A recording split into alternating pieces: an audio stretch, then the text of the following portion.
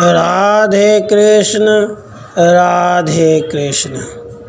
पुलिंद कन्या रूपिणी गोपियों के सौभाग्य का वर्णन।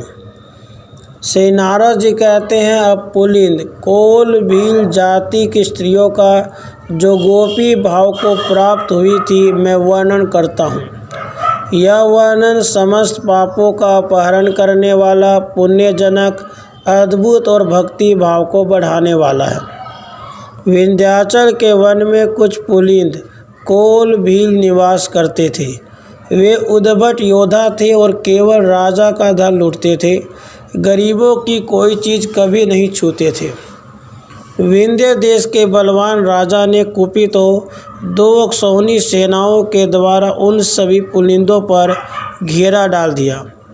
वे पुलिंद भी तलवारों, भालों, शूलों, फरसों, शक्तियों, रिष्टियों, भुसिंडियों और तीर कमानों से कई दिनों तक राजकीय सैनिकों के साथ युद्ध करते रहे। विजय की आशा न देखकर उन्होंने सहायता के लिए यादवों के राजा कंस के पास पत्र भेजा। तब कंस की आज्ञा से बलवान दैत्य प्रलंब वहां आया। उसका शरीर 2 योजन ऊंचा था, देह का रंग मेघों की काली घटा के समान काला था। माथे पर मुकुट और कानों में कुंडल धारण किए हुआ दैत्य सर्पों की माला से भूषित था। उसके पैरों में सोने की सांकल थी और हाथ में गदा लेकर वह दैत्य काल के समान जान पड़ता था।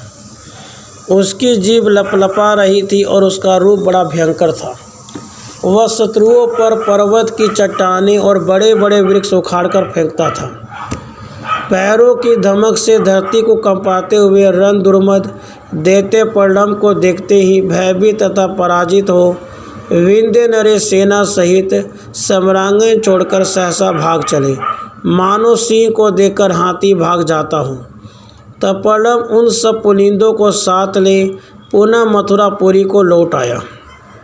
वे सभी पुलिंद कंस के सेवक हो गए। नृपेश्वर उन सब ने अपने कुटुंब के साथ कामगिरी पर निवास किया। उन्हीं के घरों में भगवान श्री राम के उत्कृष्ट वरदान से वे पुलिंद स्त्रियां दिव्य कन्याओं के रूप में प्रकट हुई, जो मूर्तिमती लक्ष्मी की भांति पूजित एवं प्रशंसित थी। श्री कृष्ण के दर्शन से उनके हृदय में प्रेम की पीड़ा जाग उठी। वे पुलिंद कन्याएं प्रेम से विह्वल हो भगवान की श्री संपन्न चरण रज को सिर पर धारण करके दिन रात उन्हीं के ध्यान एवं चिंतन में डूबी रहती थी। वे भगवान की कृपा से रास में आ पहुँची और साक्षात गोलोक के अधिपति सर्वसमर्थ परिपूर्णतम परमेश्वर श्री कृष्ण को उन्होंने सदा के लिए प्राप्त कर लिया। अहो, इन पुलिंद कन्याओं का कैसा महान सौभाग्य है कि देवताओं के लिए भी परम दुर्लभ श्री कृष्ण चरणार बिंदु की रज उन्हें विशेष रूप से प्राप्त हो गई, जिसकी भगवान के परम उत्कृष्ट पाद पद्म पराग में सुदृढ़ भक्ति है। वह न तो ब्रह्मा जी का पद, न महेंद्र का स्थान, न निरंतर स्थायी सार्वभौम सम्राट का पद, न पाताल लोकाधिपत्य, न योग सिद्धि और न मोक्ष को ही चाहता है। जो अकिंचन है, अपने किए हुए कर्मों के फल से विरक्त है, वे हरि चरण रज में आसक्त भगवान के सौजन महात्मा भक्त मुनि जिस पद का सेवन करते वही निरपेक्ष सुख है।